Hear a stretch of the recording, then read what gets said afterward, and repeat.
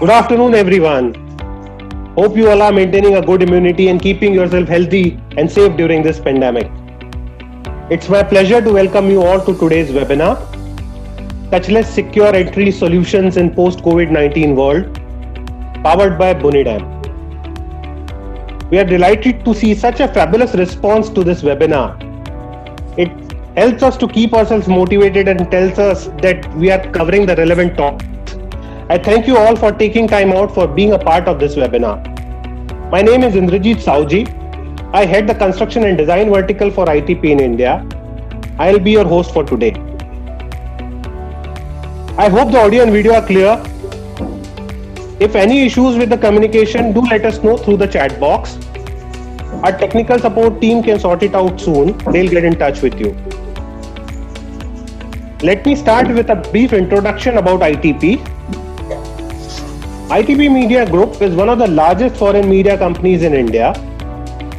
The group is headquartered out of Dubai and now publishes more than 100 weekly and monthly magazines and has a wide portfolio of market-leading digital and event properties. Some of our well-known global titles includes magazines like Harper's Bazaar, Vogue, Time Out, Cosmopolitan, Grazia, Construction Week, Hotelier, Architect and Interiors India, and more similar prominent titles across industry verticals. In India, we have 7 titles, including Construction Week. Construction Week is one of the largest circulated construction magazines globally with presence across geographies. We have editions in English, Arabic, and recently we have launched our Hindi edition to cater to a larger Hindi-loving audience. Let me come back to today's webinar topic. Today we are going to discuss on the topic touchless secure entry solutions in the post-COVID-19 world. Last 10 weeks have changed our world drastically. Not even in the last several decades we have transformed at this speed. 2 months back we were talking about touch screens, touchpads, touch and feel, human touch. But suddenly we realized that this touch is very dangerous. Our touch screens have more germs than our washroom floors. Our elevator buttons have more contagions than a toilet seat. A handshake can transfer millions of bacteria and viruses. And never ever in our wildest dream we have ever thought that because of touch the world would come to standstill, and that too for so long. Now since we have realized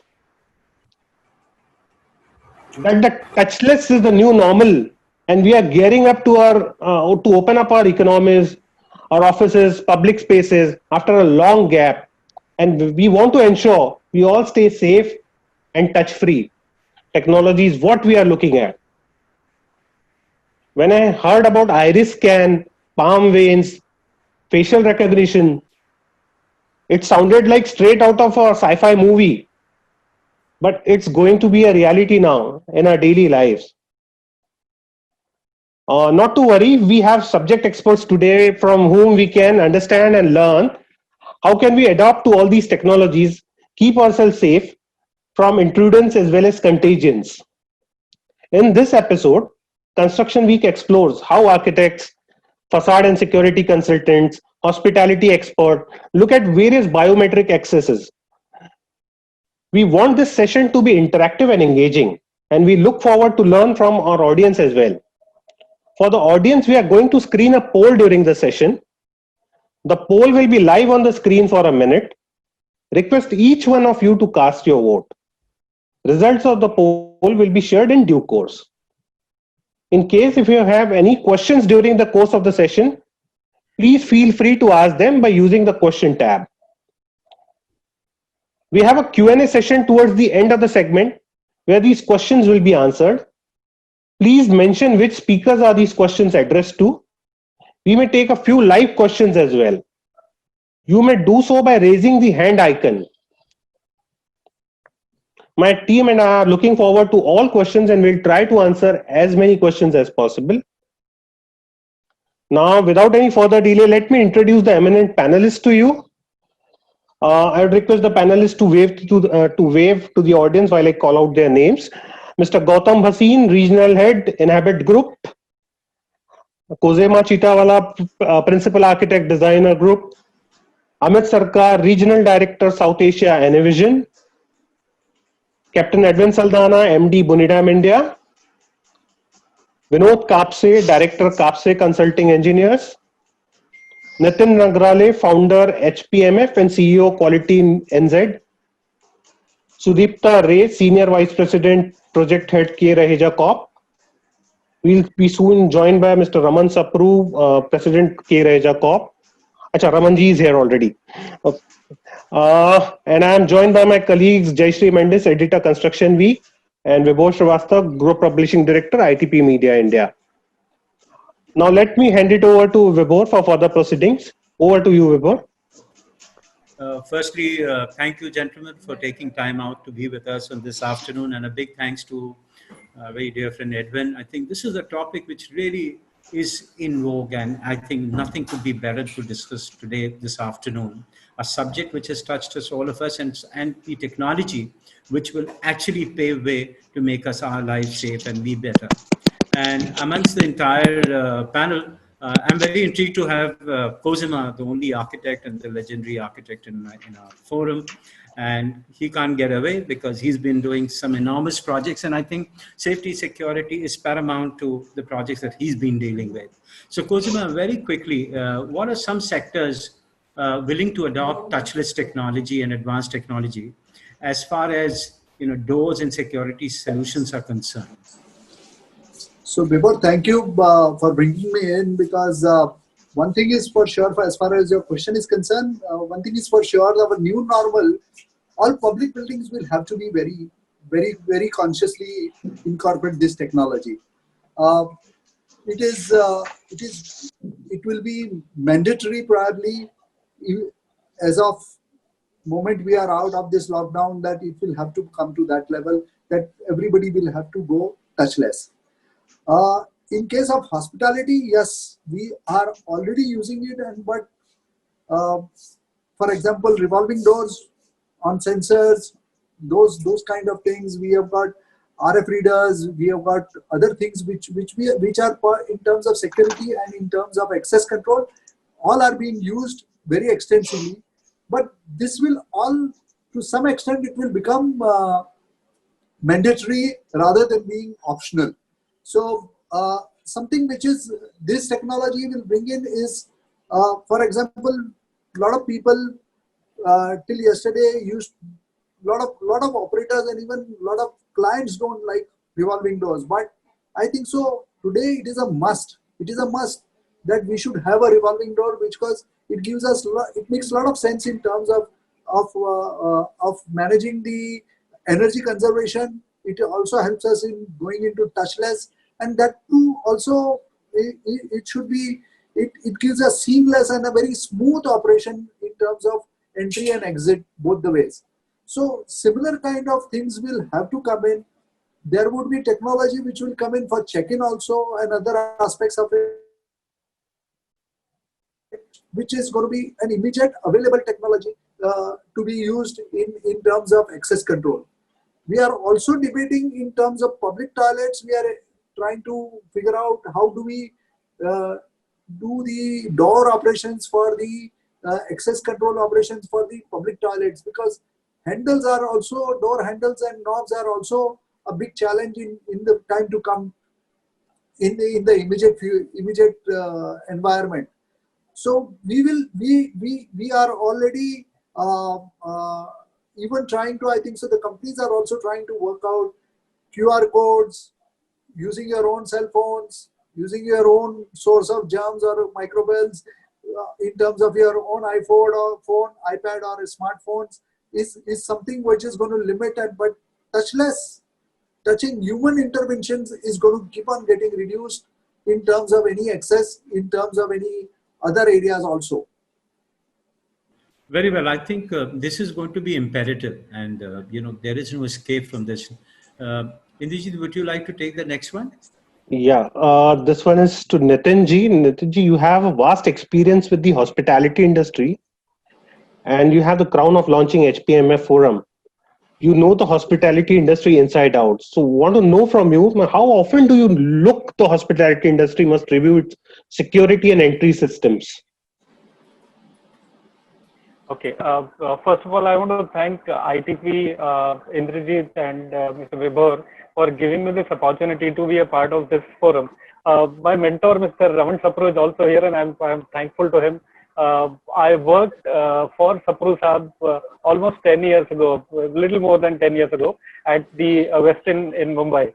So, Sapru Saab, hello to you, sir. So, as far as the hospitality industry is concerned, this is my 26th year in the industry, and the hospitality industry is dependent on the personal touch.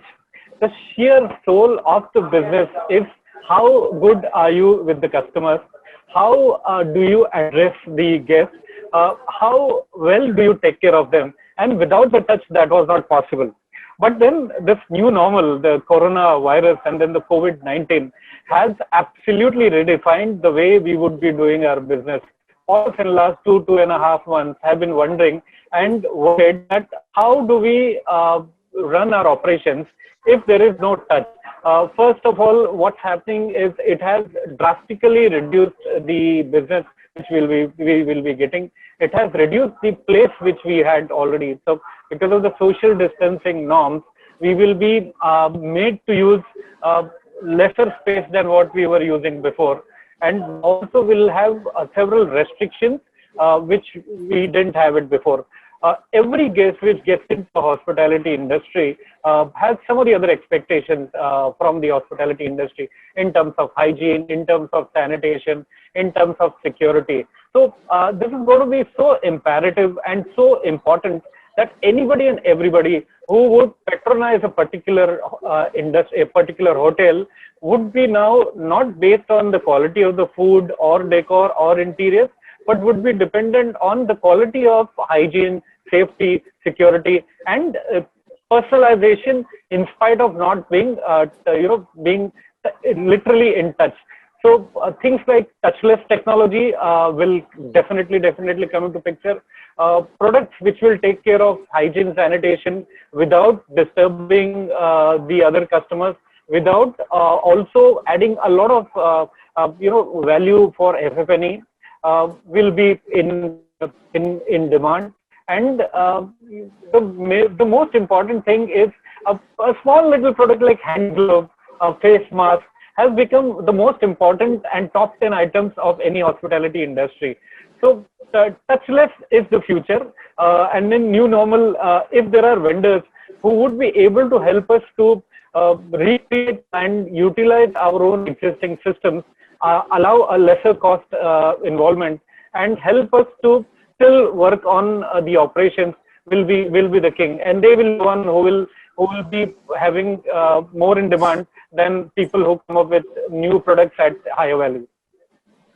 Perfect. Means like we completely agree and understand with your view. Now I'll go to Mr. Edwin. Sir, in your personal capacity, you have been the pioneer in bringing in a lot of entry-related technologies, entry systems to India. As Bunidam, you are the world leaders in entry systems and access control. Just wanted to know from you, what are the various entry solutions you offer? Thank you, Indrajit. We have a plethora of entry systems, from a 1.8 meter revolving door to a 7.4 meter. And all these different types of door we have installed in India. Even a 7.4 meter door, which is very large and used in malls. IKEA uses doors all over the world, and in India, in Hyderabad as well. So we have this, like I said, seamless movement of people into the building from a reasonable size of 2.4 meter, which is normally used in India, to 3 meters revolving door, where at least 30 to 40 people, depending on the size of the door, can enter and exit. So that's into 2. So like 30 into 2 or 40 into 2 can enter and exit the building. So this is again without touching anything, without even, queuing up. So in different segment is some sort of social distancing happening. But once you're in a building, of course, you also have to maintain that those distances. So we have this doors as well. And then when you come into a commercial buildings, we can have a security barrier, which is again integrated with a integrated with a tablet or integrated inside the unit as slim as 650 what you call security barriers, which will have a facial recognition. So again, you can seamlessly pass through without having the fear of touching anything. The second thing what you can have is a QR code which you just place or without touching the unit and pass through. And now the question come out about mask. So again, this stereo vision or what you call, sorry, I'm always going back to stereo vision because there's another technology to what we have. This facial recognition can recognize people with a mask as well. So like we have Amit on the show as well, probably he'll tell you more. And we have tied up with this company, which is worldwide tie-up with the Israeli company, which is AnyVision. And we have integrated the last 20 years, we are doing a lot of innovation with this technology into our products. So Budana being a 147-year-old company and counting, we are world leaders in trying to bring innovation into the market. And in this pandemic, what we are seeing, we have already rolled out this new system, and we can also retrofit our products which are already installed around the country with modification for facial recognition as well.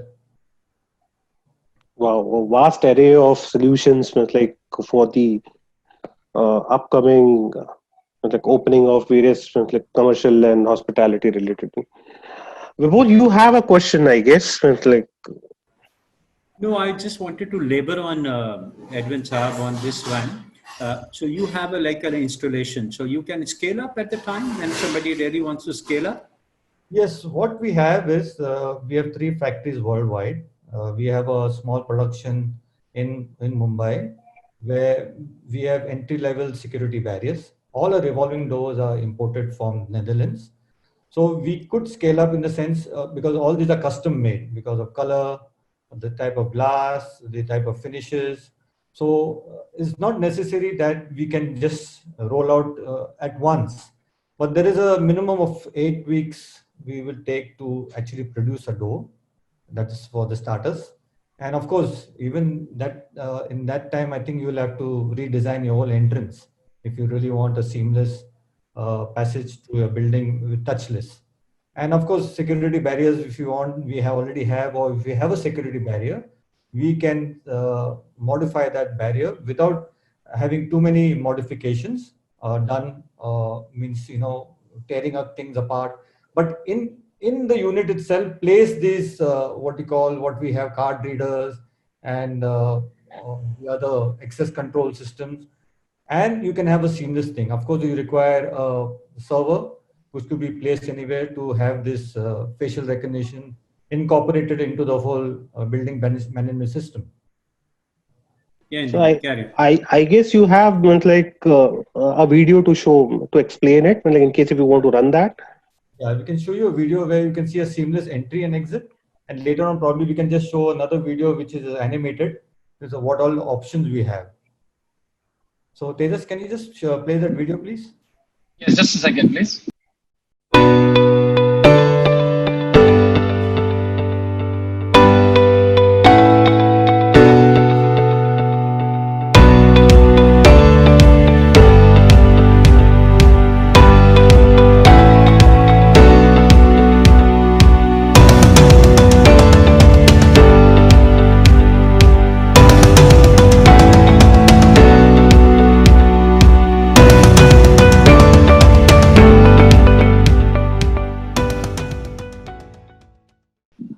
Yes, that's good.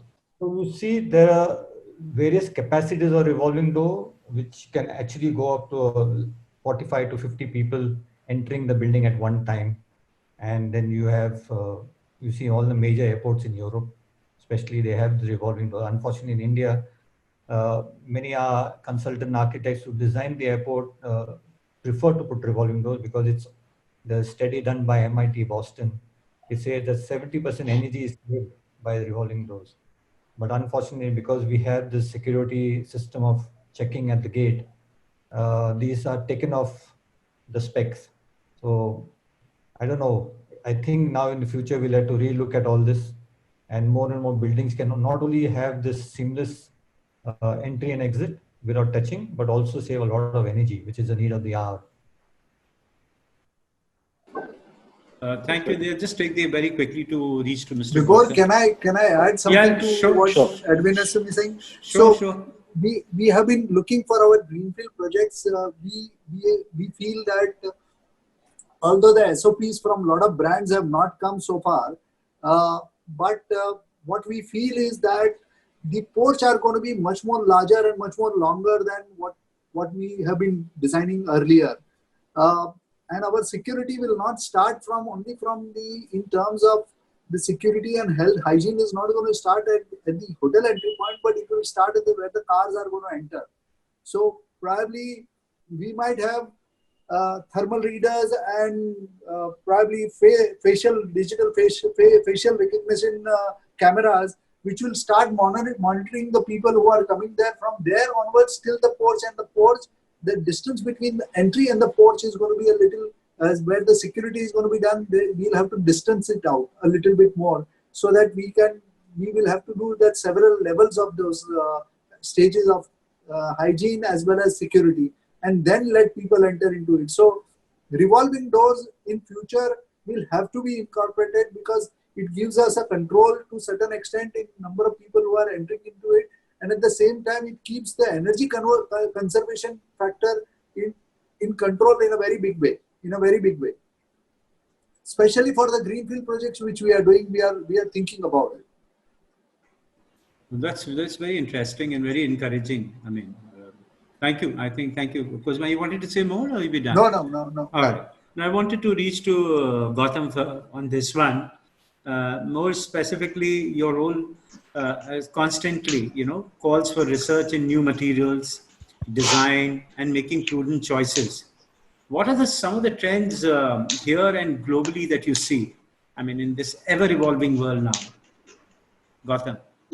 Yeah, thanks, Vibhor, and thanks, ITP. I think it's a wonderful forum and sort of a really relevant topic that we brought to the table.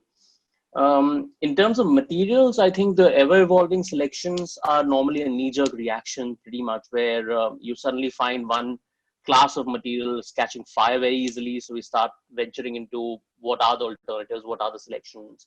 One of the material gets too overdone, then you start looking at, okay, what are the alternatives there?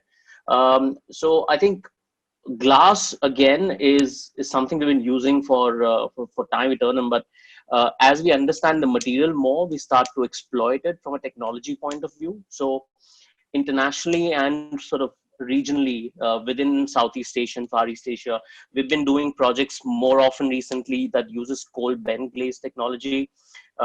India per se, I think there's a general fatigue with aluminium. There's a fatigue with composite aluminium and solid aluminium. So people are sort of venturing away from it and starting looking at what are the other alternatives, which are more cementitious or masonry. So things like terracotta come into play, things like glass reinforced concrete come into play.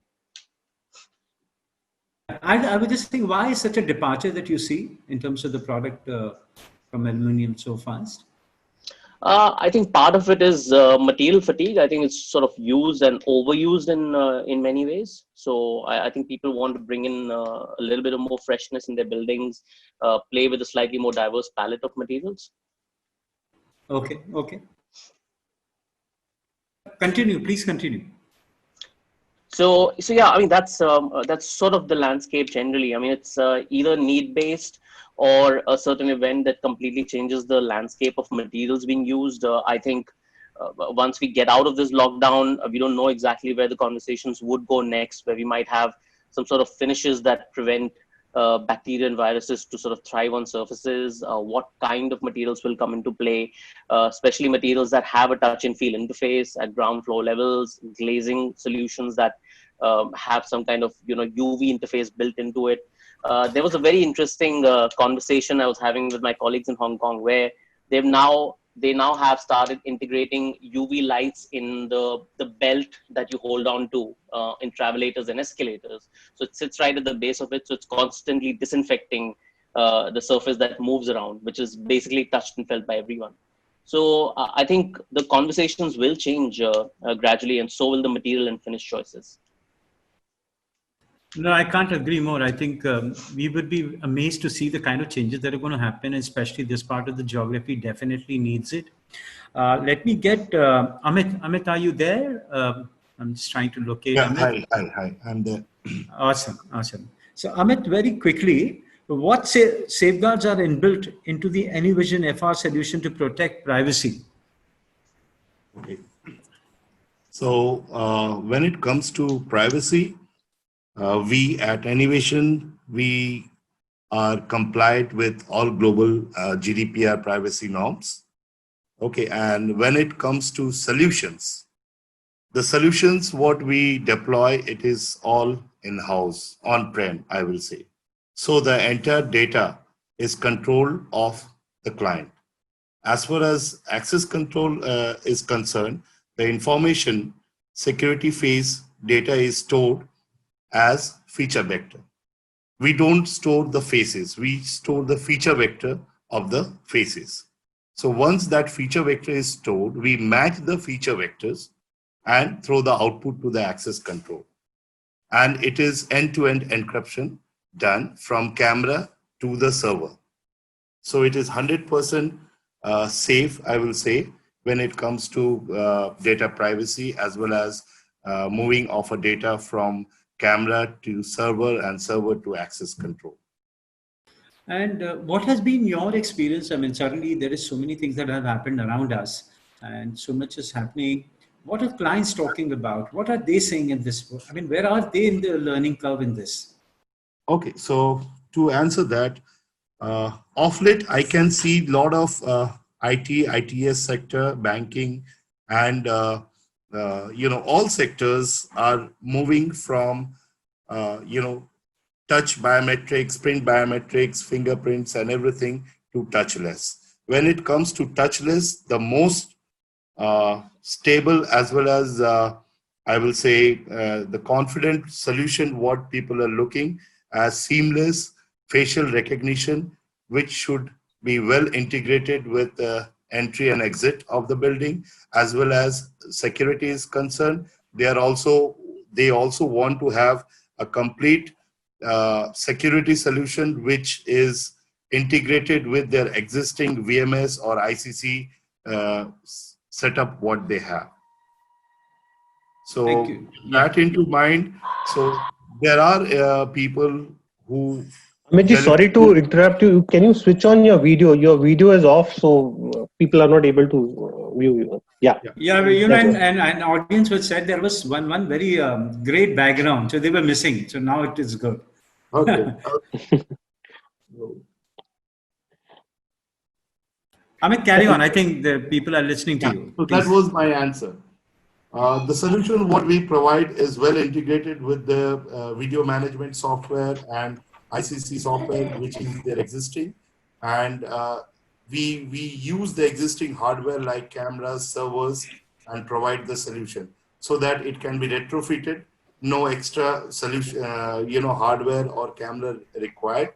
And they can use facial recognition as one of the tools which is most trusted as of now for their entry and exit of their premises. And also, I mean, I'm so tempted in terms of facial technology, and I think that also brings a lot of challenges. I mean, because this country hasn't been able to accept and imbibe and adopt this technology for a long period of time. So there is always a challenge that one sees it.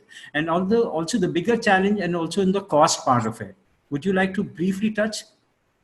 Okay, so once upon a time, it used to be a challenge because there was no benchmark in terms of performance have been rated. But now there are different, governing body who benchmark the performance.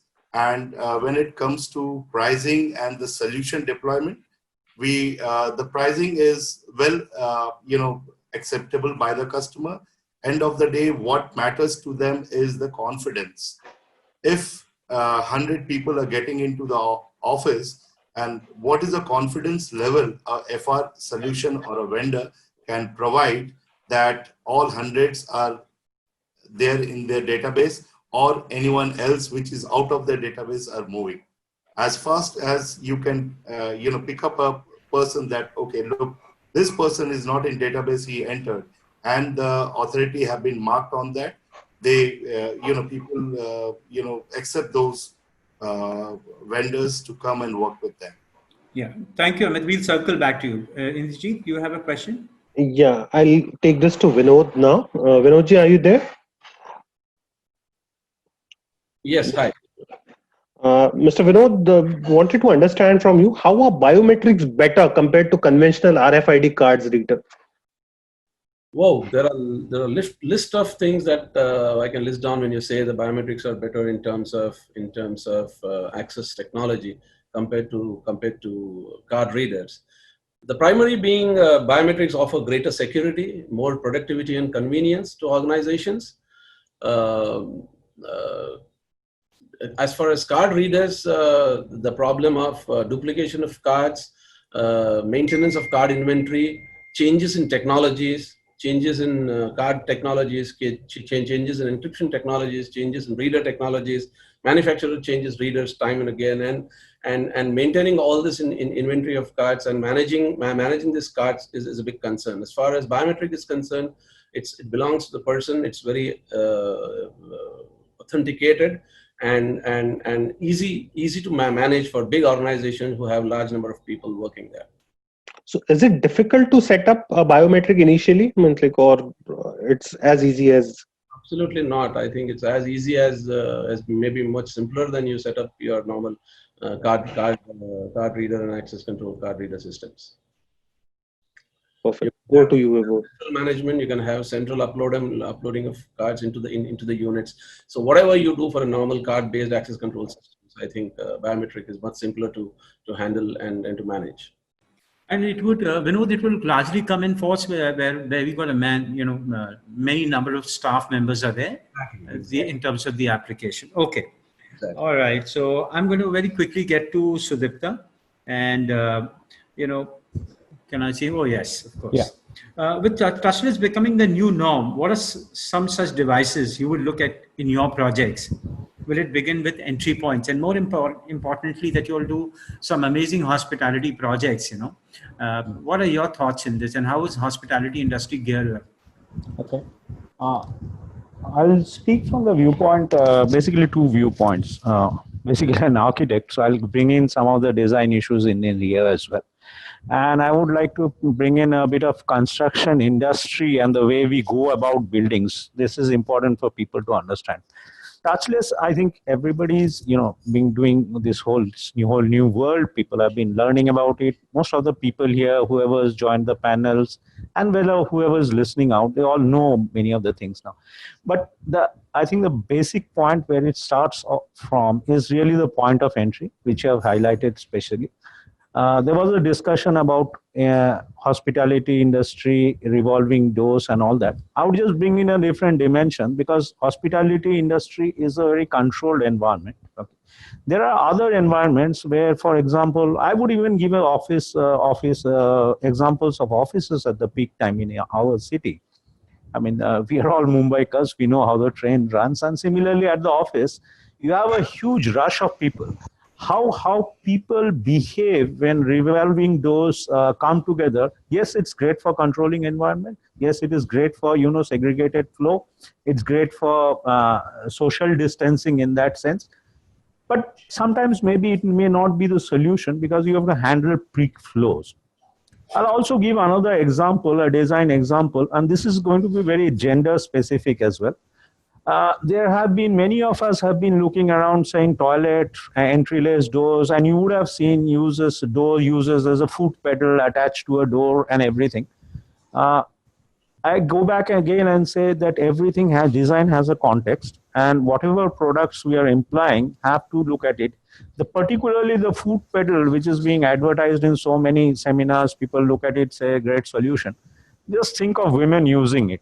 So I think the lady here would understand well. It doesn't behave well with certain kinds of people. Their shoes are different. You can't use it to press it. There's a safety aspect. There's a tripping hazard. There's other things. So these things must be kept in mind. And particularly, again, coming back to some of the other things which we talked about, the biometric attendance. The biometric, I think, is an excellent example where you handle, let's say, a very large-scale industry, construction industry-like sites, because we are talking about controlled environments. We need to talk about construction industries and sites where the entire industry is very, very different. The behavior is different. And I think biometrics could provide an excellent solution there, because proximity card readers, and today we are in a different world. We are even talking about tracking people, monitoring their behavior in the future, monitoring their presence throughout. If there's anybody infected, we are looking at that. We are trying to do all this manually right now on all our projects which have opened up.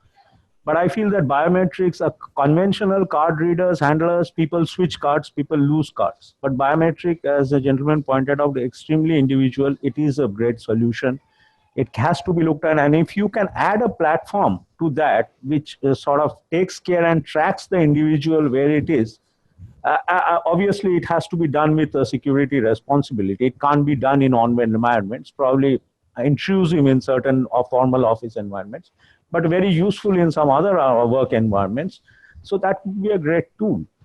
Similarly, going down the line, I would say the biggest point of interface that we are looking about touchless as an interface here now are the elevators. Now, most of the panelists and people, again, listening in, would have attended a lot of these webinars where you have the elevator industry specialists coming in, talking about... Sudipta, sorry to interrupt. Can you move your hand because it's covering your face? Yeah. So a lot of these are, you could see them. The elevator industry has already been incorporating such solutions. And we think there's a perfect platform there where you could marry the touchless features of elevators. You don't have, in fact, modern elevators, nowadays, most of the elevators we are putting are destination control elevators. So in destination control elevators, if you have installed them, you don't go inside a cab and you press a button, or you don't press a hall button also. There's no, you do have a control touchpad. So one could easily think of replacing those control touchpads instead of using your fingers, you just go with a proximity card reader or, a proximity sensor.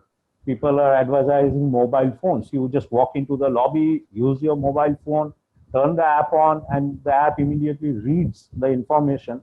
It has pre-stored, the elevator, the building intelligence system has stored your destined preferences.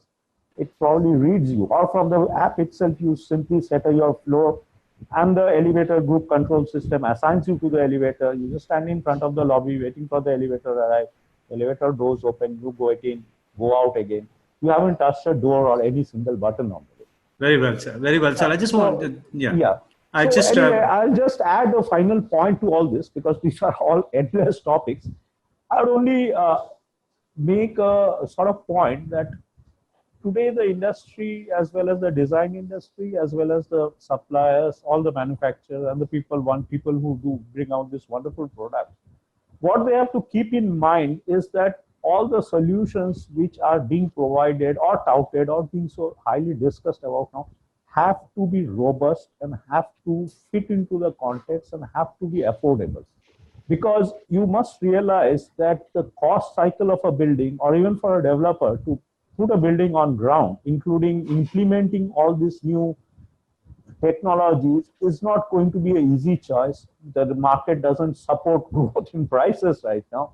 And each of these measures we bring in has to mean a cost cutting somewhere or a subsidy.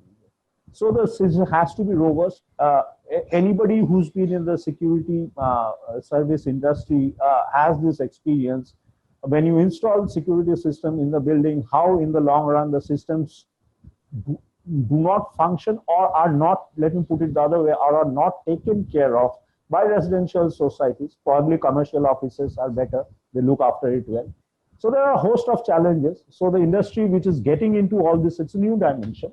We have to be all collectively more responsive and understand the context we need to build in all this. Sure thing. Sure, Sudipta. Very well. And I think I completely echo the sentiments in terms of robust, adaptable, scalable. I think these are the wonderful things that's needed. And I think all the product companies, vendors, I don't like to say vendors. I mean, I hate this vendor. In fact, Edwin has a smile on his face. And I think we love to call ourselves as a media company into partners, then we bring together solution. That's a better word. Yeah, we need more partnership at this moment. And I think we have touched everybody, and I want to very quickly go to Raman. Are you there, Raman? I can't see you on the screen. Just in case, then we could actually cover the first round. And hi, Raman. Such a pleasure to see you after such a long time. Same here. Yeah, and the questions seem to be jumping in the chat and Q&A, and I think Indrajit has a poll also, and time is just flying. But the gentleman and lady being there, we have enormous time and enormous appetite, and our audience are absolutely engrossed, in sync with us. So, Raman, very quickly to you. Sudipta obviously said, there has to be, partners to come up with a solution which, as user perspective and as a developer perspective, should be robust, affordable, scalable, and many aspects of it, and especially the touchless.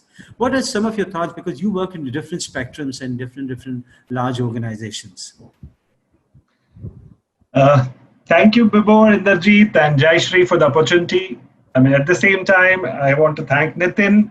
So good to see him after so long over here. Now, coming back to your question, Bibor, there has been this change is a sudden change.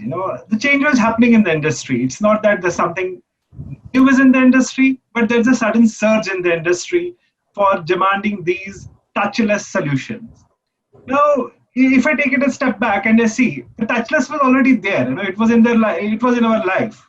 So it's not that it was not in our life. If I say today, Alexa, when we were using Alexas at home, or we were using Siri, or we were using any Google, this thing. So it was all touchless. The things were going into that touchless path. So, but the transition was very happening at its own pace. Now, obviously, there's a surge because, there's a focus on health. Suddenly, there's a surge in this thing that people are looking for security solutions, which are touchless and all. Now, this surge is, suddenly, if everybody comes together and starts looking for a particular thing, I'm sure, there's going to be some scarcity. But given the manufacturers across the world, given our partners who have been here in this arena over here in this country, they have been here for them, and like Edwin is there, or others have been there, they have been here.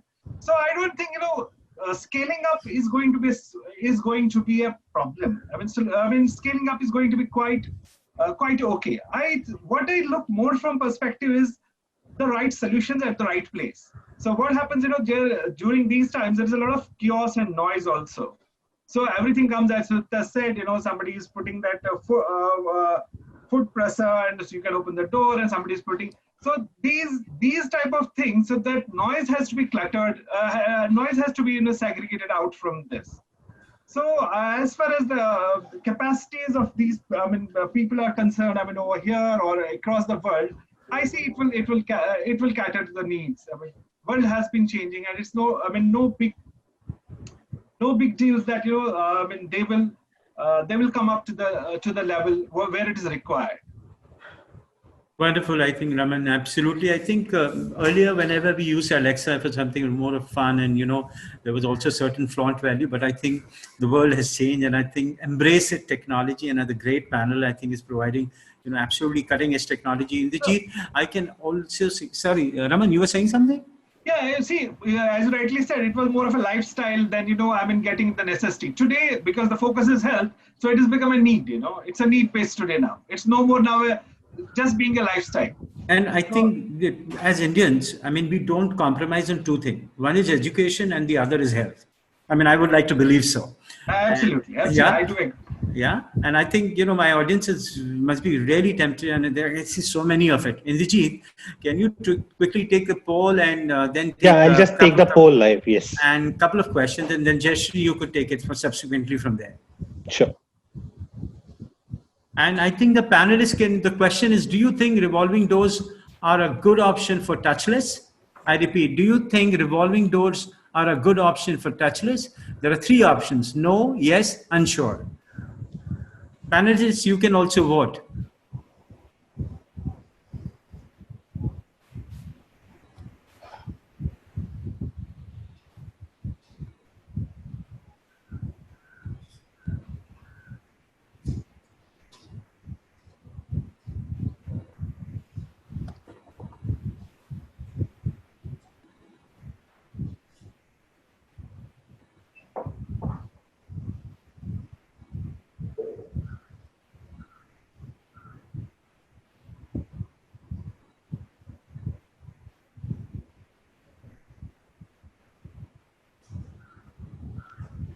Meanwhile, I have a question coming up from Chetan Mahatre. This is open to all the panelists. Anyone can take it. He wants to ask, is it possible to isolate infected or symptomatic individual from entering the premise? Is this kind of integration possible using touchless and access control?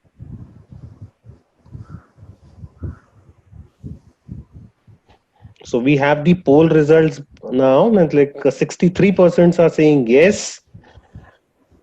Revolving doors are good options for touchless. 22% say no, and 15% are unsure. So probably we'll try to answer this in due course of the discussion. Okay, so yeah, my question. I can take this. Yeah, please. See, I mean, as far as the symptomatic patient is concerned, you know, your segregation today at the entry points is purely because of it's a thermal imaging you're doing. So you're not doing anything else today as of now by which you can segregate, and you can't have right now a automatic segregation where you can say okay yes and you no, but it's more of a thermal imaging what you're doing, and you're seeing if the person is having certain temperature and above, and then you are just isolating him. So I don't think as of now there is any other solution, viable solution, which can be scaled up to an extent and is more pragmatic.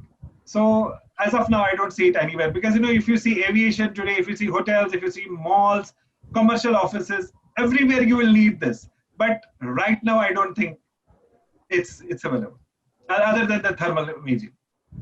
Okay. To answer your question, Indrajit, yeah, Anyvision also provide contact tracing. Okay. So we are able to identify a person who is suspected, infected, or on a higher risk. We can able to trace a person from the entry point, and if the solution, Anyvision solution is applied on all the camera, we could able to find out the tracking of that person and with whom those the infected person has been dwelled and what is the dwelling time. So we are able to find out the person who is infected, his pathway, as well as the person with whom he has associated during his tenure in that office. So we could able to offer those solutions.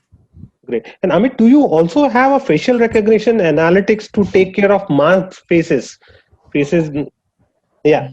Yes, we do have the feature of identifying a face if wearing a mask, as long as face is 50% visible. The technology what we use, neural net, is that we capture 600-point features of a face.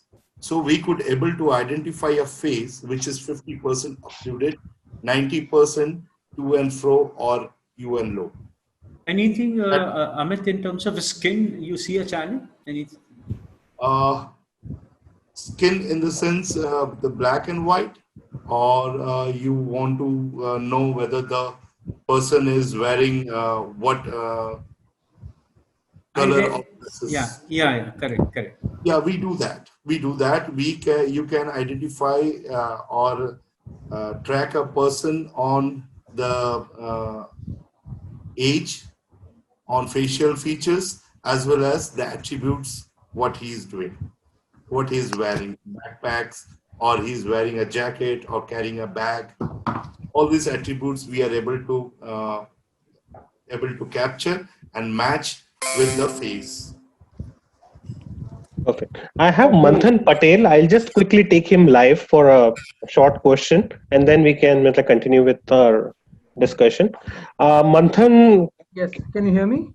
Yeah, please introduce yourself and ask. Yes, sir. So basically, I would take very less time. So the thing is, people are now into a lot of hand wash. So there's going to be a lot of water consumption, right? So 20-second hand wash is going to be a lot of water consumption. Plus, they say that a sensor faucet should be used for a touchless contact.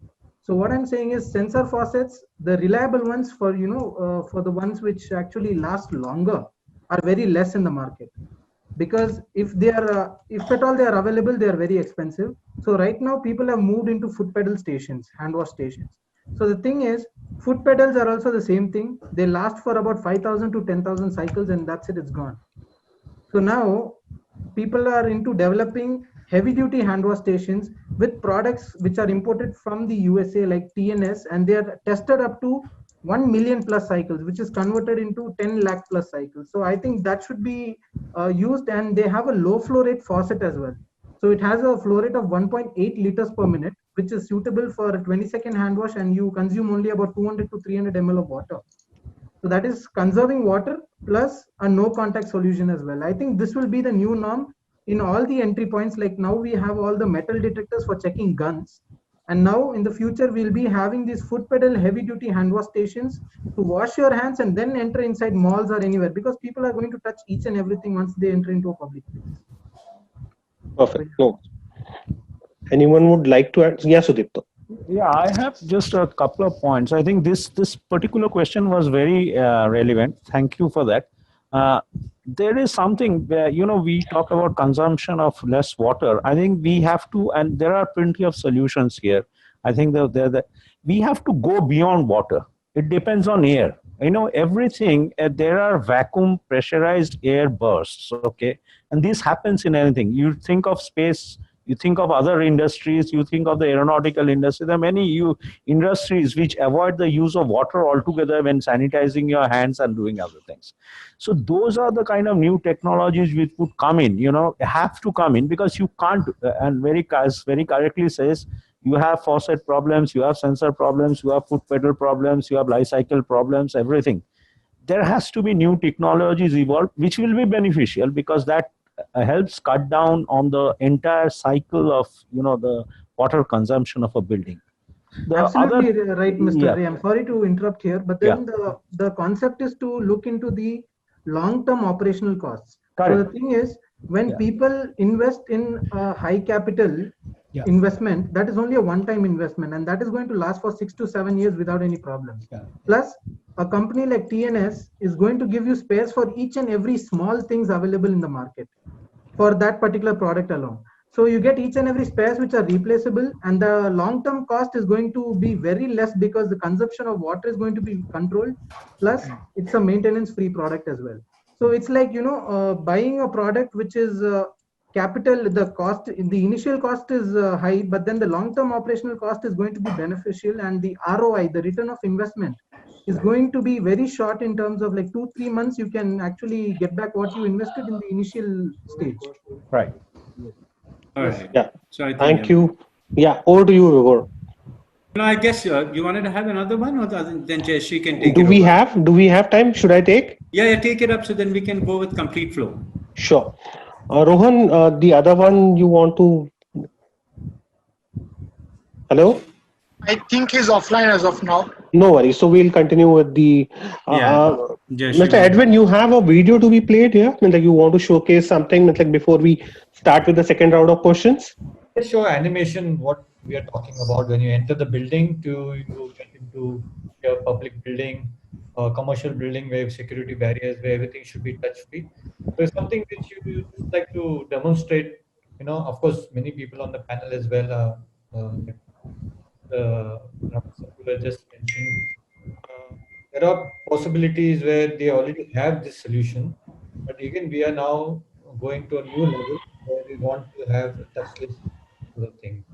So, Rohan, can you play the animated video, please?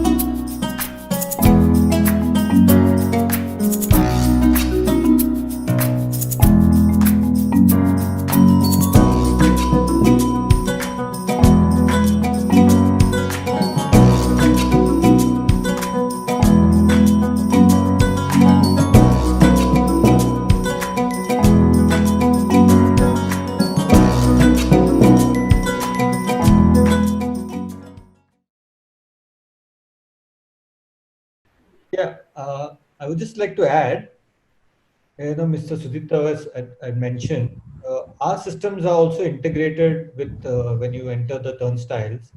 And you can also be guided to the nearest elevator. It will tell you which elevator is waiting for you. So again, this can be a seamless process. And yes, cost is one factor. It all depends on how we configure the system. And for the mass environment, cost will be also a concern, especially now with a lot of retrofits. But if you see that, without disturbing the aesthetic of the system, we can easily retrofit the system, especially the security barriers, to see have a seamless entry into the building or exit as well. Yeah, Jayshree, you can take it up now. I would like to ask Khozema. Khozema, as an architect, you look at ergonomics, when you're dealing with clients, you look at aesthetics. How do you balance both? So, hi Jayshree. Jayshree, as an architect, we have to balance both equally. Both are equally important. But in which area are we trying to be specific? Can you be a little more specific in which area you would like me to address that? No, I'm looking at installations for a particular home or a hospitality sector. So how would you balance the aesthetics part of it? And like all the installations may not be aesthetically pleasing, but then they're ergonomically very they're good. So we got to find the right balance. We have to find the right balance. For example, there are right balance in terms of there is a third aspect to it also. That is the cost budget. So everything which looks beautiful probably is not cheap or economical or it could be expensive also. So we have to, as a project and as a designer, we need to find the right balance for it. Let's take a very simple example since we're talking about security. The ergonomics of any kind of revolving doors which we are referring to are the same. But at the same time, you need to understand the number of people who are going to walk in and walk out. So the right size of door selection is very, very important for it. Now, for that right size of door, you need to pay money to bring in that. So there has to be a budget constraint to it. Apart from that, to make it look to make it match with your aesthetics, you can do various kind of finishes. You can have even frameless glass doors which are available with Boon Adam. So I would say that it has to be a very balanced call as a designer what you require it, but as it is very importantly it is written in our books, in our codes of practice.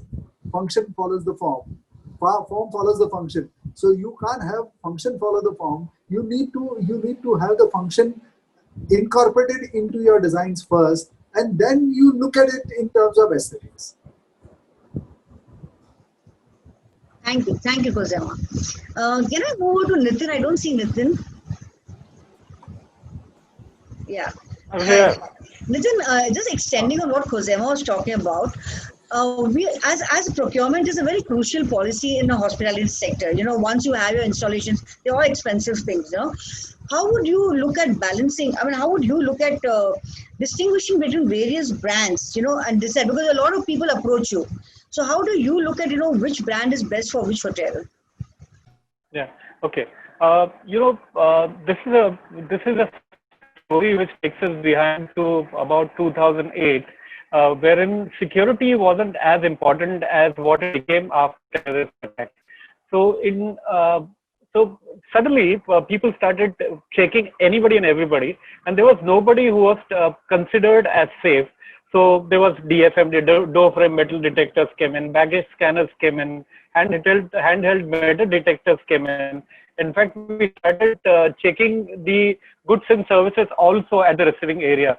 So what happens is, as soon as there is something which goes wrong, like this pandemic which is coming now, so there will be new things which will come in. So if you talk about this touchless technologies, there were some which were in existence already, but there will be hundreds and thousands and crores of other companies which will come to place now. And this credibility which they have achieved or developed in the minds of the people, unless there's someone who comes in with a technology which is extremely different, is affordable, is easy to understand by everybody, and easy to follow, implement, retrofit. If all these elements, it will be easy for a buyer and an engineer to look for it. Now, there will be certain aspirational products wherein a brand, say, I'll give an example. If hotel is following a particular international standard in, say, America, then they would want to have something similar to be followed all over. So the headquarters is a major source of information. And these are the people who would decide what brand, what product, which will be used where. So it's going to be important that it's not just going to be one person like the procurement director, but it's going to be a collated, collective decision-making process, which will primarily come in from the headquarters or the think tank members who will create a brand, who will create the type of product. They will also define the specifications which will be required for particular type of hotel. So it's going to be different for 5-star Superdeluxe, 5 stars. It could be different for 4-star, 3-star, and even to certain restaurants and catering companies. So based on the the type of outlet, the products won't be varying. As long as they provide the minimum requirement of touchless technology, they follow things which are determined and normal and the new age, which kind the new life, which hopefully we'll be getting in next 1 or 2 months. The hospitality industry is really suffering, and all of us are really struggling to put our foot back on floor. All of us are expecting that if there is no revenue, then how do we spend money towards all this, which is going to be an additional cost? There is a huge cost, huge planning which is happening at this moment, wherein we are wondering that how can these suppliers like Captain Edwin or the other gentlemen who are here, how can you all help us to make it really happen rather than pushing the opportunity? So all of us will have to sit together and collectively help each other. So then it becomes a norm for the industry, and as long as it becomes a milestone and a benchmark, I'm sure anybody and everybody would like to follow that. Thank you, Nitin. Gautam, if I could come to you, I believe you worked on the Terminal T2 project. Yeah, that was a while ago. Yes. Gautam, considering that there had so many stakeholders involved in it, how many hundreds of vendors, how did you as a facade consultant look at balancing cost, price, everything, and also I think quality? Right. I think the answer lies in the question itself. It's basically those 3 elements that you need to juggle. It's I think we all need to be mindful about the budgetary constraints, because at the end of the day, if the solution is unaffordable, it's no good to be tabled on, it's no good to be labored on or spend time on. So again, trying to keep in mind the cost of the solution that's eventually being developed, what are the performance aspirations, and then trying to strike a balance between the technical aspects of design, the architectural aspects of design, within a certain budgetary constraints, and the performance that we get at the end of the day. So I think it's about having that constant dialogue between all stakeholders. So you'll have multiple technical stakeholders, you'll have multiple consulting partners that you'll have on the table, you'll have the program partners who will be managing the project, you'll obviously have the ownership which will be investing in the project. So I think trying to lend a ear to all of them, lend a speaking platform to all of them, and make sure that all the concerns are heard, and we try and find a point of overlap where we think the right solution lies, and then we try and generate options based on that. But then such projects always see cost overruns, such large, huge projects, they're not going to stick to cost. Is there some way, you look at, I'm just asking this, do you look at ways of cutting corners or somewhere, so you adjust cost somewhere? Cutting corners might be a slightly inappropriate word to use. Obviously, nobody wants to cut corners so that you have impacts on performance or the eventual design life of the building. But I think obviously trying to have some kind of buffers built into the design, so it may allow,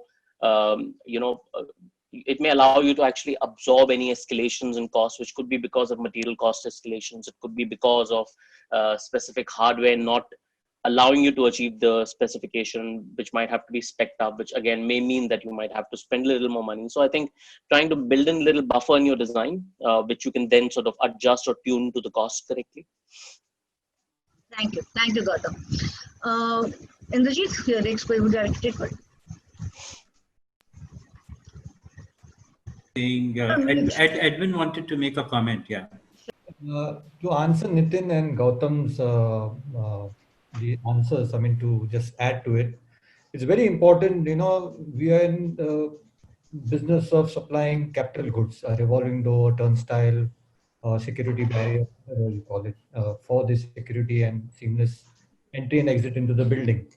Most important thing is the reliability of the product, how the product is installed, how it is maintained and serviced. We have installation in India which is about 20 years old, and we have no problems at all. In fact, we have not replaced parts. So if the reliability is there, you can get your money's back, money's worth, without struggling to maintain the product right from second year or third year or whatever it is. So that's the most important thing. And again, we are here to partner any developer, any hotel owner, to see that, you know, even in this downtime, this is the best time to do retrofits, the best time to change whatever you need, because your entry into the buildings will be lower than usual. You will have less guests into the hotels. So it's the best time to start renovating. And of course, we can extend commercially. Our company is also good in extending help. And it all depends on what the parameters are, you know. So we are there to help. Like Nitin said, you know, we can sit across the table and extend a helping hand. No, absolutely. I think this is a brilliant initiative, and I think, you know, we at ITP and Bunidam, we work very closely, and always have been a big admirer of Edwin. I mean, the way he has come up, and, you know, not only as I mean, somebody truly who really values partnership and who comes up with ideas and platforms. So thank you, Edwin. I just wanted to say a quick one, and I want to just come to you. Thank you, sir. You know, there is obviously a lot been talked about with localization becoming a chant. How do you plan to meet the challenges of convincing consumers about the excellence of your products? I mean, we understand, but in the situation around, how would you really advocate? And advocate would be a strong word, but how would you tell consumers?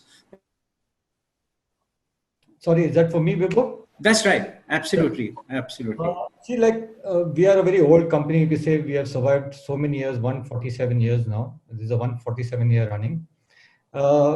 We have a good setup in this country. We are doing local products over here for the entry level security barriers. We have service engineers all over the place. In fact, in Bangalore, we have 4 service engineers. That is the biggest install base. We have in Delhi, we have in Hyderabad, we have in Chennai, we have in Bombay. We service Pune from Bombay. So we have new technologies coming up. Like I said, we are good to retrofit, and our product reliability is very, very good. So if somebody is buying a product from us, it can be rest assured that minimum 20, 25 years, he doesn't have to worry. Like I said, the oldest installation in India we have is 20 years. So that speaks volume of the reliability of the product. And like I said, you know, always a door will give you trouble. A door, a window, which you open and shut, or something is going to give you trouble. If it's not done well, it's not fixed right in the first place, you know. First time right is the motto of us. So if we don't do it right, and if we don't even try to maintain the product right, you're going to have problems. So we can give you cost saving in all these parameters. And that is the most important thing. Absolutely. I think there's no second chance. I mean, and I think with such a great legacy and a great knowledge bank and a great product line, I think it's really good. And, you know, gentlemen, I just want to now straddle across to each one of you, hungry to understand a kind of a messaging that you would like to give to this industry. And you are cross-functional to the industry. What is the key messaging that you will give in this current COVID world and post-COVID world. And let me get my friend Cosima to begin with. I hope I'm just looking from each one of you, that small messaging that you would like to say, maybe a word, a 30-second or kind of a thing. What is that you want to convey to the industry? So I think so. My opinion on this is that we are already at the threshold of a new normal once we are out of this lockdown. But we should not rush, because there is going to be a new normal to a new normal once the vaccines are out. So which will be very soon be out, and I think so we need to give a pace. We need to absorb what is going to happen and then take a move on it in the industry. Edwin, can I get you, your take? Yeah, like, I mean, I agree with all the concerns of all the panelists over here. I think the major part is over here is everybody will be frightful of how much expenditure is going to take place when there is no revenue. So we have to be mindful of that. But at the same time, you know, if you get something into the building, like I say, the capital cost, and if it lasts you for a good lifetime, I think that will bring a lot of benefits in terms of not only seamless entry and exit, but also energy saving. That is one part of it. And again, you know, your security part, which is again a big concern in our country, again, trying to restrict the unauthorized person getting in and getting out. Especially we have even specialized security revolving doors in R&D centers, in certain areas where people are restricted to enter. So we have this technology where piggy bank and tailgating is avoided. You know, these technologies are there, and if somebody has to use it, because a lot of businesses supposed to come to India now after this pandemic, and there is a lot of talk about companies trying to set up. If things go well, I think it's a boom time for us. I said this is the best time to start retrofitting and, you know, changing what you want, because it's a lean time now. People are not going to get into hotels. There are less people coming into the buildings now until it, you know, like Cosima said, the vaccine will be out again. Everything will probably be back to normal. But I think it will take some time for us to adjust what we have all gone through, because everybody is paranoid about what is happening around. No, I completely agree. I mean, there's so much as, I mean, while we may be talking, but there's so much of uncertainty in front of us. Vinod, I just wanted to your take, and also more than the messaging, you wanted to say a few things. Vinod, can you unmute your mic, please? Yeah. Yes, thank you. Yeah, basically what I would like to say is you should not think of rushing in now. And every individual and every management as a company has to think that you should not be the first one to start. You should not take it that way. You should give that comfort to your employees, wait, and then wait for the new norm. As Cosima rightly said, what is today may not be the new normal. There may be something else coming in further. So you should look at safety of your employees and ensure that the environment that you are placing them in is safe, rather than asking them to wear a mask. I'm not sure whether putting on mask for 8 hours, anybody could sit in an office and work for 8 hours, putting a mask on. So look at other MEP systems where we design HVAC, disinfection systems. The seating arrangements are taken care, so that you give employees the comfort of working, and as well as being safe. That's what I would say to this. No, absolutely, Vinod. I mean, very well said. And Amit, can I get you in?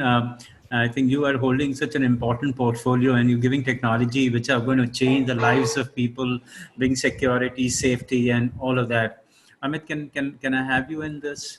Yeah. And I want to see your background also. Sorry, I have some. No worries. I was just kidding. Please. Fluctuation in my internet at home. Okay, so, no. I just thought you wanted to, but that's completely fine, because that was very refreshing. But nonetheless, carry on, please. Yeah.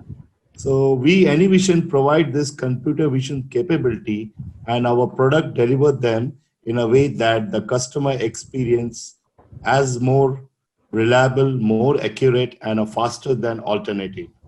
We are dedicated our technology and focusing our company to help frontline organization continue to safely deliver care and service, and to help protecting and support business that face increased risk. That That will be my message right now to everyone. And we are with Boon Adam, and we would like to serve our partners, our customers, and provide the best solution which can be retrofitted as of now and help the society. That will be a message from Amit Sarkar and Anivation. No, very, very, very, encouraging, very heartening, if I may say so. It's, so heartwarming messaging that you gave. And Nitinji, your thoughts, and I think your industry is really, really hit. Not to say that the whole real estate is literally bleeding, but I think, I've known him for many years now, and as a hospitality professional and a great gem of a person, how is your messaging? And please increase your horizon of messaging apart from the hospitality, because you have a great passion to be omnipresent, if I may say so, with your great personality. Oh wow. Thank you. If you tell me to come out of my comfort zone, so I consider this COVID-19 scenario as very, very important for the human being. This has gotten a lot of self-realization that we were not gods. There was somebody beyond us and somebody who was controlling us. We just took everything for granted. We felt that what we were doing was right. We felt all luxuries which we were experiencing were important. We also felt that what we were feeling, touching was the norm of the life. But then this COVID-19, the small little fellow came in and it said, guys, please hold on, pause your life. You need to start learning that the basics have to be right. So everybody is sitting at home, everybody is eating homemade food, nobody is wearing fancy clothes, none of you are wearing suits and jackets, nobody is driving vehicles, nobody is traveling in airlines, nobody is getting into 5-star hotels or any other fancy restaurants, and still are alive. So point I make is all of us will have to thank God that if our basics are right,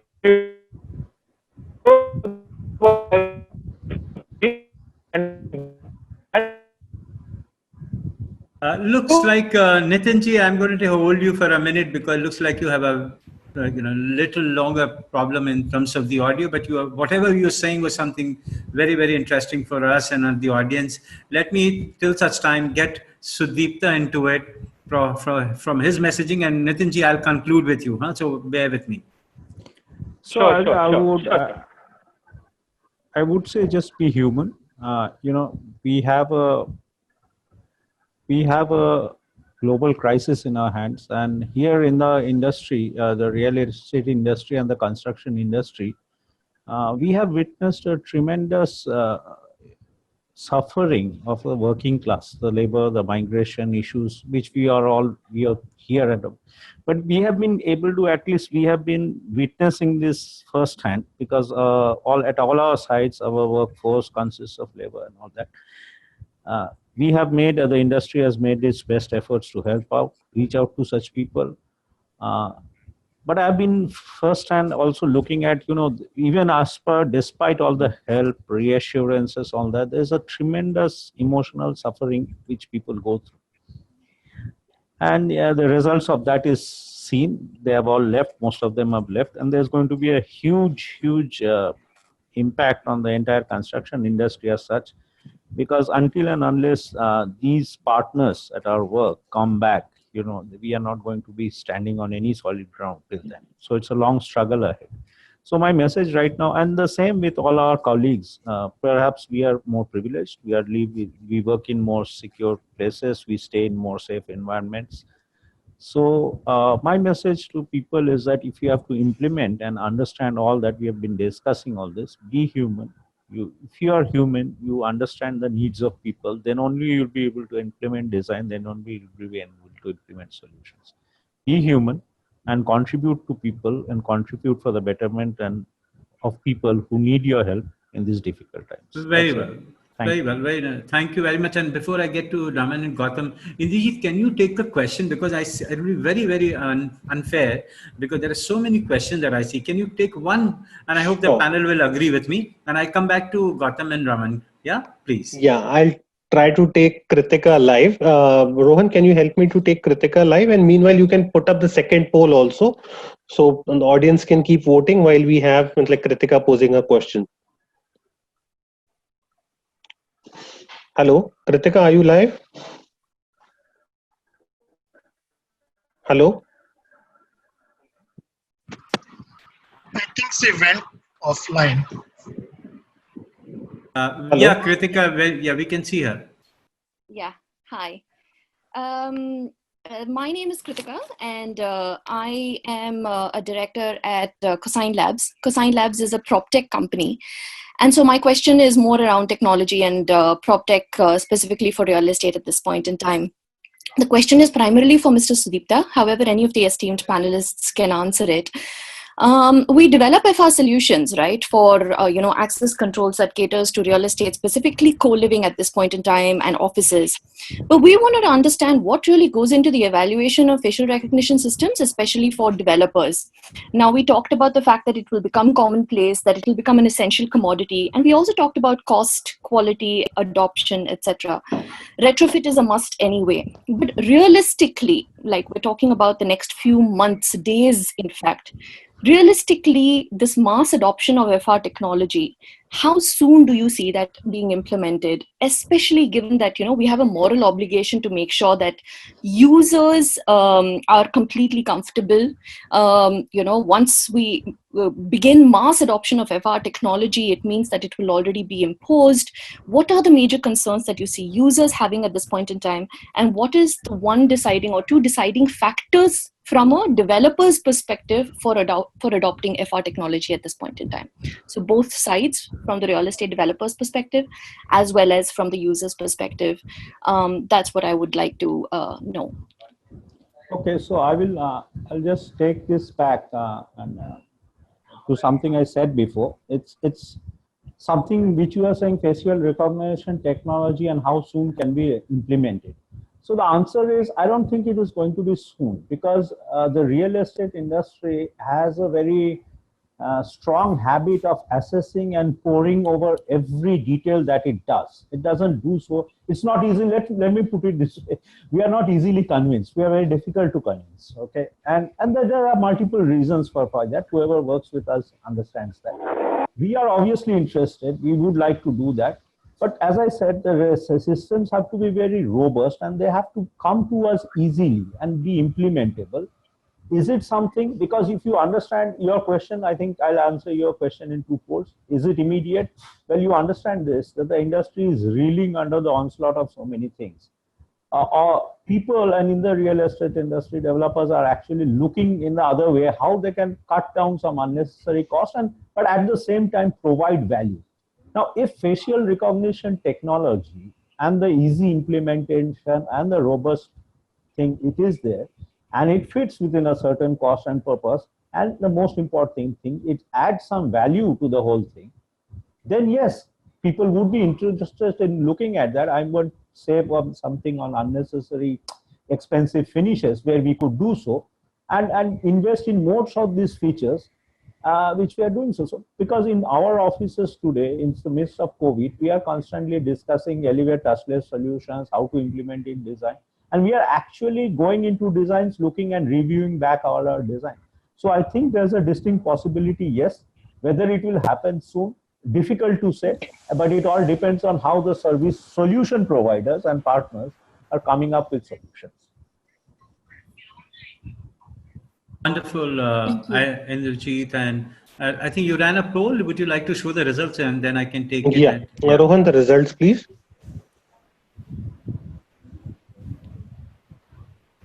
Yeah, so the question was, would you choose a revolving door at your organization or office building instead of a regular one? And the clear answer is 53%. Okay, so I'll now quickly, I was seeking for those, 30-seconder, and I think Nitinji, are you audible loud? Is your mic working? Nitinji? I hope it works. Yeah. Sorry for it. Yeah. No. आपने बिल्कुल सच्चाई से रूबरू कराया था, तो please go ahead. Yeah. So मैं ये कह रहा था कि हमारे अगर basics right हैं, तो सारी चीजें सही होंगी. So all of us need to thank this small virus called COVID-19. It has also gotten so much of importance to this supply chain department, which was considered as a support department, and now suddenly it's gotten to the forefront. And I, as a supply chain professional, would really want to consider this opportunity to showcase the brilliance which supply chain professionals have been able to do it. So in last, say, 60, 65 days, certain things were not working, but then what was working was the supply chain. And I'm thankful to all of them who worked overnight, these also the frontline workers. Along with them, they have been able to get things back in place. This is just a temporary phase. All of us need to understand we always have ups and downs. We always have something or the other, though not to this level which has happened to any mankind in the world. It's worse than the world wars which has happened in past. But I'm sure, I'm a positive person. We will have better days. I'm very sure we will come back, bounce back, and do better than what we were doing. It has also given us an important time to know our own family members well than what we knew. I'm talking about me, myself. I think I know my family better than what I knew. I took them also for granted for some time. But then now I know that I need to do things in some particular manner than what I have done in past. So it's a lesson for all of us, I think. So all of us will have to move forward, considering that let us not take anything for granted from here on. What do I say? I think everybody is nodding. And I think two more things have happened: knowing the family, and one getting into yoga and cooking. Yeah? But that's on the life. So two things that I'm sharing my things happening with me. All right. So Ramanji, coming to you now. Give us something, to the audience, that they can mull over the weekend and days to remember.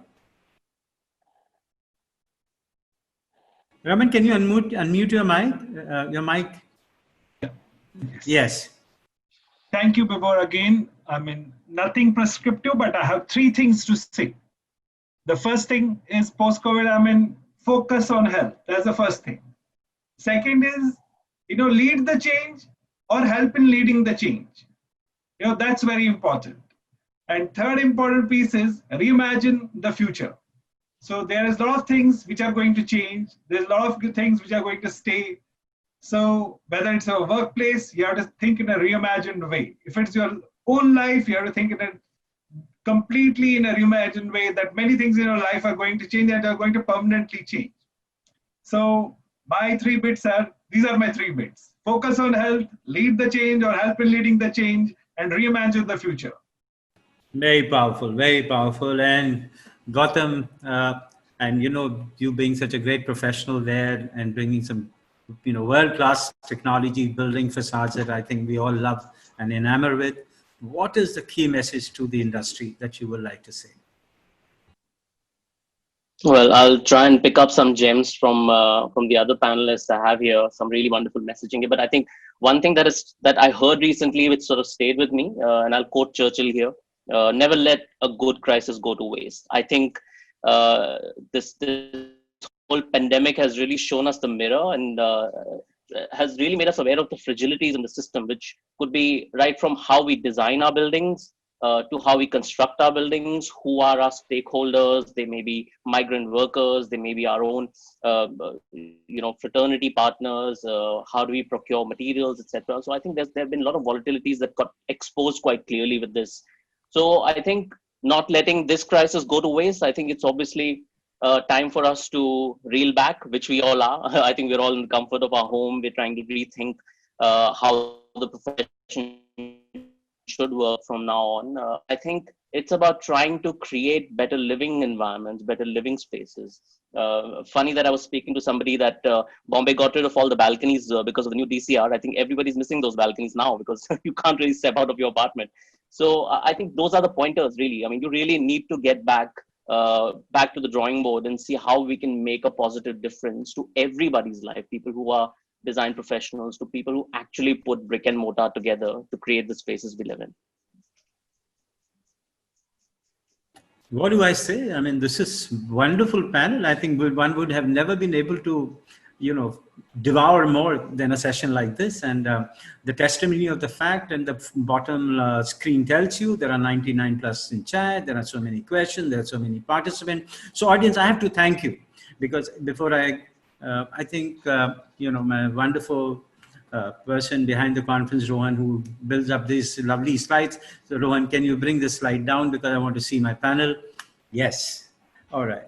So ladies and gentlemen, actually a big thank you from all of us here. I think panel has been unanimously in consensus, and Edwin, big thank you for Bunidam, for partnering and also helping us co-create such a meaningful topic, which allowed us to get such a knowledgeable panel and where we saw the knowledge sharing at the highest level and a most credible platform that we could create. I think it is important that we must adopt technology. We must do everything possible to stay ahead in the curve. But there is a lot of realization that is happening. And if you protect your Mother Earth, I mean, Nitinji, just echoing with you in a different way, if you protect your soil, your Mother Earth, the water, which are the basics in life, rest everything can stand on its own. So you need a strong foundation to build anything. So I think as human beings, and in this part of the geography, we definitely work on partnership. As Mr. Edwin said, at the end of the tunnel, we hold hands with each other is more important. Everything else will be absorbed, inculcated, adopted, learn from each other, as Gautam said, better living, better designing. But just getting onto the crux of the topic, it is inevitable, it is imperative that you have to have this touchless, and this technology will be the winner for sure. But at the heart of it, I think if we stay together, work together, be one cohesive team, be one force, believe in each other, support each other, stand for each other, I think we will all come as winners. And like you said, one quote, Gautam, I'm tempted, I heard somewhere, and I loved it. And this is from George C. Lichtenberg, a German physicist. He said, I cannot say whether things will get better if we change. I repeat, I cannot say whether things will get better if we change. What I can say is they must change if they are to get better. So ladies and gentlemen, I 100% believe in this, and I'm sure you will second to this fact. And I want to tell that, this whole ITP and the whole organization, the team Indrajit and Jayashree and lots of us who are trying to work to bring these content to you, bring industry together, is one such initiative. This is one big initiative that we are trying to do so that we get answers.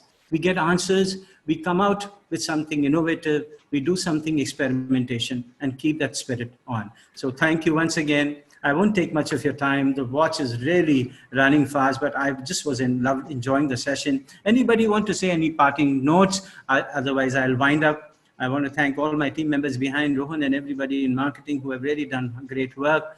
And Indrajit, Jayashree, and all of us from here. Thank you very much. Have a lovely weekend. Stay safe, stay blessed. Thank you. Thank you. Thank you. Edwin wanted to say something. Edwin, you want to say something? All right. All right. Thank you. Thank you. Thank you. Thanks a lot. Everyone. Thank you. Thanks, everybody. Thank you. Thank you. Thank you. Thank you. Bye. Before I wanted to say thank you because Yes, Edwin. initiated the discussion. You never saw the cost what we were going to shell, and it was more of an initiative to see that the message goes out to the industry. So this is something which is incredible from your team, from Jayashree, from Indrajit, and from you. Also, I want to thank all the panelists. We had very short notice. Some of them came on board just today. Vinodji, Kapse Saab, aap came, we get you earlier. Sudipta. So we had a lot of people who were willing and really helped us to have this session. Great. Aman Saab, also you were not there, but you came, and that's a big thank you for you, for all of us, from all of us who have supported this initiative. I think we're there to support you, and I know a lot of panelists have spoken. No, absolutely. Those are the golden words, Edwin Saab. I think this is all partnership that we're doing. So thank you once again. And let's keep the thread of this discussion. And, we will work another sequel because there's so much of knowledge here. So let's do another one because I still believe there is a lot to do and a lot to talk and a lot to find some new topic now. I think. Yeah. All right. Thank you. All right. Thank you, sir. Bye. Thank you so much. Bye. Thank you to ITP and thank you to all the wonderful people who have been listening in to us. Thank you so much. Thank you. Thank you.